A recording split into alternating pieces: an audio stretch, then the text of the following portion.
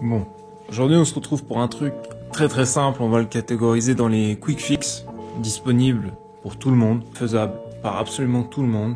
C'est comment réparer le P0420, le problème de la pompe à air secondaire qui se trouve juste ci-dessous, là, en noir.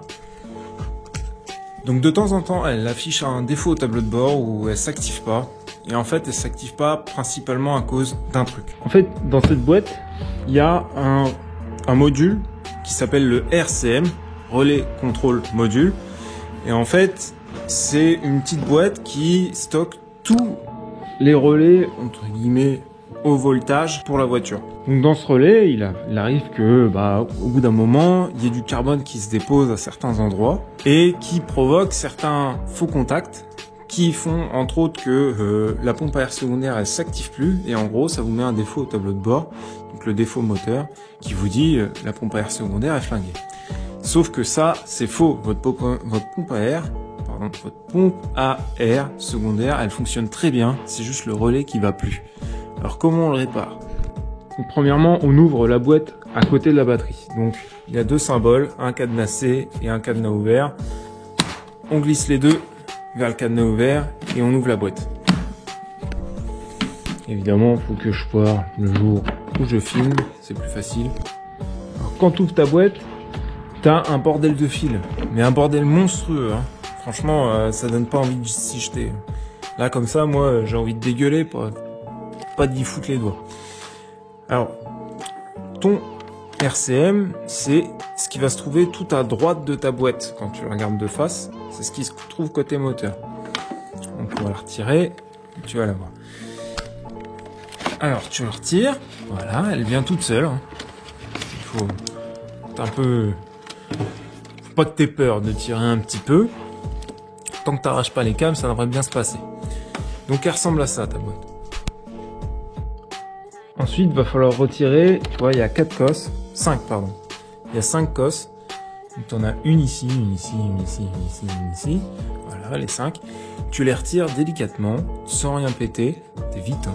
Tu prends ton temps. De toute façon, t'as ton temps, tu vois. Prends ton temps.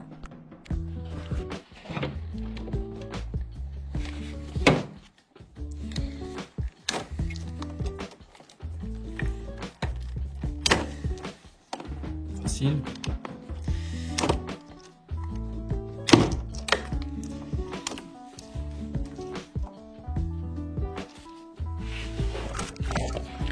Que là c'est assez facile, tu débranches ces 5 cosses, ça vient tout seul et surtout n'aie pas peur de les débrancher puisque elles ont toutes une forme différente qui fait que tu peux pas te planter quand tu remontes. Donc n'hésite pas à y aller. Une fois que tu l'as sorti, ce que je te conseille de faire, si tu as prévu de l'immobiliser pendant quelques jours, c'est que la boîte là, tu vois moi on est en fin octobre, c'est un peu humide le soir, donc ce qu'on va faire, comme le tuto va se dérouler sur 2 jours, ce qu'on va faire, c'est qu'on va refermer la boîte pour éviter l'humidité quand même. C'est un peu mieux. Donc voilà la référence. Tu peux le retrouver sur toutes les Mercedes R170. C'est le même. R170, R171 et R172 je crois, mais je suis pas sûr pour ce dernier. Mais en gros c'est le même. Et à l'intérieur il y a des relais. Donc là on va aller se foutre au sec. Parce que là en plus il commence à faire nuit. On va aller se foutre au sec, regarder ça de près, et je t'explique comment ça marche. Alors, pour l'ouvrir, il n'y a rien de plus simple. C'est une boîte, il faut y aller juste tout doucement. Donc tu peux voir que sur les bords, elle a des façades qui sont un peu différentes, tu vois. Ici on voit bien, tu as des petites ouvertures de par-ci et d'autre. Et donc, pour les ouvrir, c'est assez facile. Tu te munis de petits outils que si t'as pas, tu prends une lame de couteau, voilà, tu te débrouilles. Et ça coûte 15 balles sur Amazon et ça te rendra bien des services pour toutes tes voitures. Donc autant investir dedans. Donc pour l'ouvrir, c'est assez facile. Tu vas venir dans le bas ou dans le haut. Déjà, tu prends un des deux points, tu t'en fous lequel. Moi, je prends le bas, tiens. Hop. Tu y incrustes une fois. Tu vois, tu te mets dedans, voilà. Impeccable. Tu prends un deuxième ici. Là, celui-ci par exemple. Tu fais le levier de l'autre côté. Voilà. Tu écartes le plastique, tu vois, faut pas avoir peur. il se détend bien, il n'y a pas de souci, tu vois, le mien est bien écarté, il n'y a pas de problème. Voilà. Tu reprends un autre, et tu fais pareil de l'autre côté. Voilà. Viens par là, Coco. Voilà. Là, tu vois, je fais levier tout simplement. Hein. Je prends celui-ci et puis je fais levier vers le bas. Et là, il sort tout seul. Voilà. Il est sorti, pas de problème. Et tu as ton RCM de dispo. Alors, t'évites de mettre un truc... quand tu le fais, tu portes pas un pull en laine, tu portes pas une polaire comme moi à l'heure actuelle, par exemple, parce que en fait, c'est un peu électromagnétique. Et du coup, bon, c'est dommage. Quand tu tripotes des circuits imprimés, même si là, il n'y a pas grand risque, c'est dommage. Alors, tu prends pour repère, tu le mets face à toi comme ça, tu prends pour repère les relais en façade et le gros fusible orange, tu le mets vers le haut, à droite. Une fois qu'on a ces repères, ici, tu vas avoir le relais qui sert au klaxon. D'accord? Celui-ci, c'est le klaxon. Le deuxième, c'est le contrôle de traction. Le troisième, c'est tout ce qui va être par rapport au moteur, c'est le relais du moteur, on va dire. Ici, c'est le relais de la pompe à essence, voilà. Et ici, c'est le relais de la pompe à air. Et donc, c'est celui-ci qui souvent, en fait, là, tu vois, c'est une petite tablette. En fait, ici, tu vois, le relais, il est tout con. C'est une petite tablette qui, quand tu la mets sous tension, elle vient cliquer. Voilà, elle clique, tu vois. Et en gros, ça permet de mettre sous tension ta pompe à air. Sauf qu'en fait, ce relais, c'est schématiquement, c'est une pastille. Tu vois, on voit du dessus là. Tu vois, tu as une petite pastille ici. Et en fait, cette pastille vient se coller à une autre. Et des fois, il y a du dépôt de carbone qui se fait au milieu. Et du coup, il faut nettoyer ce dépôt de carbone pour résoudre ton problème de P0420.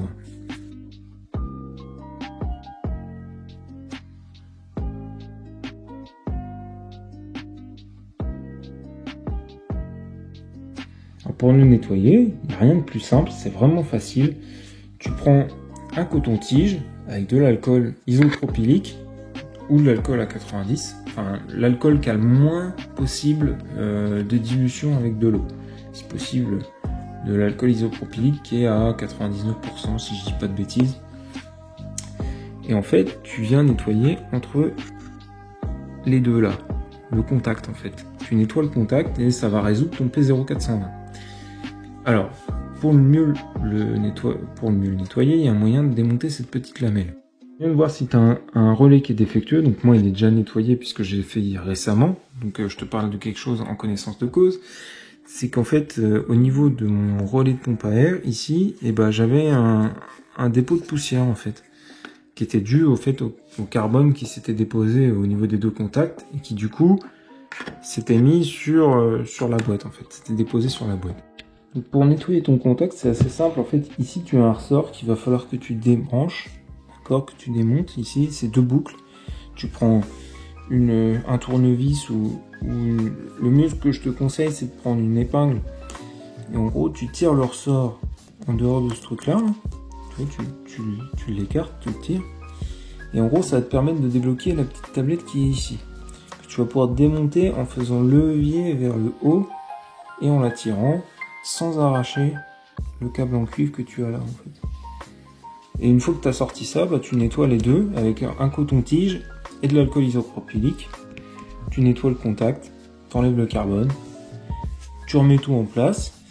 Et mon petit conseil pour la fiabilité, c'est qu'en fait, tu échanges le ressort qui te sert pour le klaxon avec le ressort qui te sert pour la pompe à air secondaire. Tu échanges les deux, tu les intervertis.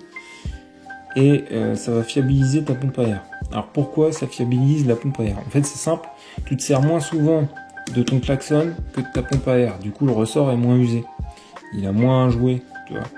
Donc en changeant, tu changes un ressort qui est moins usé par un ressort qui est plus usé. Et en gros le ressort du klaxon, pour peu de fois où tu t'en sers, sauf si tu habites à Paris évidemment, pour peu de fois où tu t'en sers, c'est pas très grave. Donc tu changes les deux ressorts et puis ça te permet de fiabiliser un peu ta pompe à air. Donc moi c'est déjà fait, je l'ai déjà sorti. Alors, ce qui est bon à savoir, c'est que ce relais là, il n'est jamais mort tant qu'aucun des circuits n'est coupé. Donc en fait, tu peux continuer de l'utiliser juste en le nettoyant. ceux qui te disent de le changer, c'est un peu une connerie. Il suffit de le nettoyer et il n'y a pas de problème. Il sera vraiment mort le jour où ta palette en cuivre, là, elle est fondue, quoi. Et d'ici à ce que ça arrive... Donc là, tu résous le premier problème vers la résolution du P0400. La deuxième résolution, c'est on va le fiabiliser en refaisant les soudures. Il y a beaucoup de versions où en fait les soudures ont mal été faites et du coup il manque de la matière et quand ça chauffe, et bah, tu peux te retrouver avec des problèmes de voiture qui démarre plus ou quoi que ce soit parce qu'en fait, par exemple sur le relais du moteur, donc qui est bien celui-ci, et bah, il te manque de la soudure, il te manque de la brasure qui fait que ça fait plus contact. Donc ça c'est l'exemple parfait des 3 points de soudure qu'il va falloir refaire. Donc je te les signale maintenant et si tu as la même chose chez toi, il va falloir rajouter de la brasure. Alors, quand je le retourne, on reprend toujours, prenons pour repère le fusible 40 ampères qui est ici, d'accord? Pour repère visuel, il va falloir refaire les soudures que j'ai déjà vérifiées chez moi. Donc il y a les soudures qui sont ces 3 points ici, là, là et là. Il va falloir ajouter de la matière. Donc tu as certains points que j'ai plus forcément, parce que j'ai déjà fait avant. Tu as certains points où il va te manquer de la matière. Donc sur ces 3 points là, il va falloir ajouter de la matière pour que ça te fasse un pont plutôt propre. Alors comment t'expliquer? Bon, la mise au point était trop à chier sur la vidéo, donc j'ai trouvé une photo de ce qu'il va te falloir en fait. Tu vois, il va falloir que tu viennes créer une belle bosse pour plus voir les 2 petites antennes, tu vois, qui ressortent comme sur le premier exemple. Donc tu rajoutes de la matière jusqu'à ce que tu obtiennes ça et surtout tu ne les rejoins pas entre elles. Alors faut surtout pas les relier ensemble. Hein. Il faut que ce point-là et ce point-là soient reliés ensemble, ce point-là et ce point-là soient reliés ensemble, ce point-là et ce point-là soient reliés ensemble. Tu peux te servir des repères visuels en fait sur la carte que tu as ici, tu vois le typon. Ils ont bien fait le bordel, tu vois bien les séparations entre les points. On voit bien là ici il y a un circuit de cuivre, ici aussi, et là celui-là il donne sur l'autre côté. Donc en fait il faut ressouder les 2 ponts entre eux. Donc il faut ajouter un petit peu de matière, un petit peu de brasure, ça se fait très rapidement, il n'y a pas de problème, ça se fait assez facilement. Si j'étais capable de le faire, tu es capable de le faire. Tu rajoutes des points, ça fiabilise. Et tu check tous tes points de soudure, tu refais pareil. Donc tu refais tes 3 points là, tu revérifies les autres s'il en manque, mais généralement c'est que sur celui-là qu'il y a besoin. Tu refais tes 3 points. Voilà. Et si tu as bien fait tes points, bien nettoyé ton petit relais qui est ici, d'accord, tu vérifies que il claque bien, tu vois. Bien claque bien. Voilà. Et bah, t'auras plus jamais de problème avec cette pompe à air. Alors chez certains, le code s'efface pas automatiquement, donc il est possible que tu aies besoin de faire appel à une valise OBD que tu trouves sur Amazon pour 10 balles, hein, et puis t'effaces ton code. Moi ça n'a pas été le cas, mais il est probable que chez toi ça reste un défaut qui reste. Surtout, tu n'ajoutes pas de matière au niveau de ton point de contact parce que sinon tu vas mettre ta pompe à air tout le temps en route et personne n'a envie de ça. Personne ne veut ça. D'accord? T'as pas envie d'un tout le temps. Donc tu rajoutes pas de matière ici, tu te contentes de nettoyer avec un coton-tige et de l'alcool. D'accord? Tu t'arrêtes là. Tu fais pas plus. Et donc, une fois que ça c'est fait, tu reprends ton petit boîtier que tu as bien nettoyé avant, hein, tu enlèves les poussières si possible, hein, tu nettoies tranquille. Ce serait con de remettre un boîtier sale quand même. Tu en nettoies, tu reprends ton RCM et tu le remets dedans, dans sa petite boîte, tranquillou, sans trop forcer forcément, parce que sinon on casse des trucs, donc on y va gentiment, ça sert à rien de forcer, tu vois, un peu de chaque côté. Et voilà, on y est. Maintenant, tu rebranches l'écosse au bon endroit, tu rallumes et tu oublies tes défauts. Dis-toi que là, je te partage un savoir qu'il y a des mecs, ils vendent 50 balles aux États-Unis, d'accord, pour juste refaire cette petite opération. Ils changent même pas le relais, 50 balles. D'accord. Le relais, tu peux le changer toi-même si tu as des petites compétences en soudure, c'est pas compliqué, je te mets la référence tout de suite.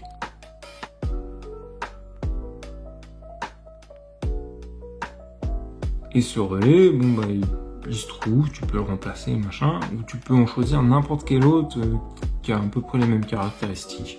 J'ai déjà vu des mecs sur les forums faire des boîtiers annexes où tu avais un relais qui pendouillait sur des fils pour combler le problème de RCM. Mais en majeure partie, ce relais-là, il pourra faire toute la vie de la bagnole, il n'y a pas de souci. Bon, j'espère que les explications ont été assez claires. Si ça t'a plu, tu mets un pouce bleu, ça te coûte pas cher. Tu t'abonnes, pareil, ça te coûte pas cher. Et puis moi, ça me permet d'être un peu plus vu et ça me motive à faire d'autres contenus. Et on se retrouve prochainement pour une autre vidéo. Allez, ciao!